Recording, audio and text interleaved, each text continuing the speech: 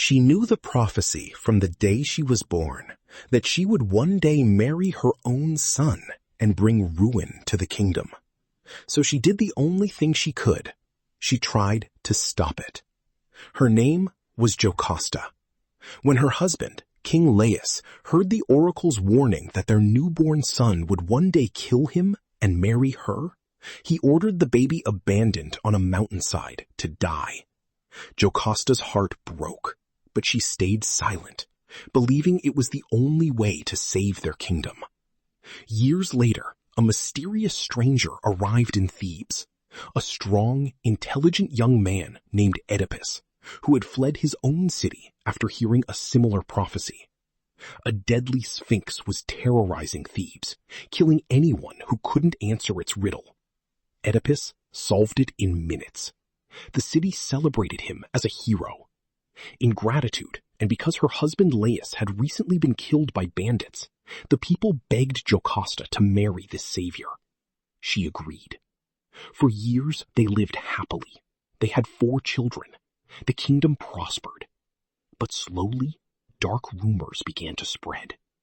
An old shepherd arrived at the palace with a terrible story. The bandits who killed King Laius were actually one man, a young traveler who had killed an old king in a roadside fight years earlier. Oedipus started asking questions. Jocasta's blood ran cold as the pieces fell into place. The baby she thought had died had survived. The man she married was her own son. Horrified, she begged him to stop searching. But Oedipus, driven by his need for truth, kept digging until the full horror was revealed.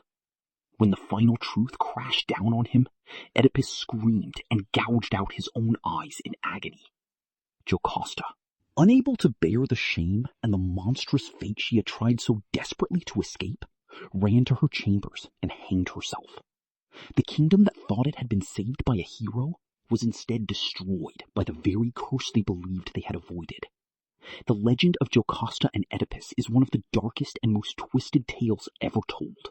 A story about how trying to outrun fate can make you run straight into it. If this story left you shocked, drop an I in the comments and tell me, do you believe you can escape your destiny, or does trying to change it only make it worse?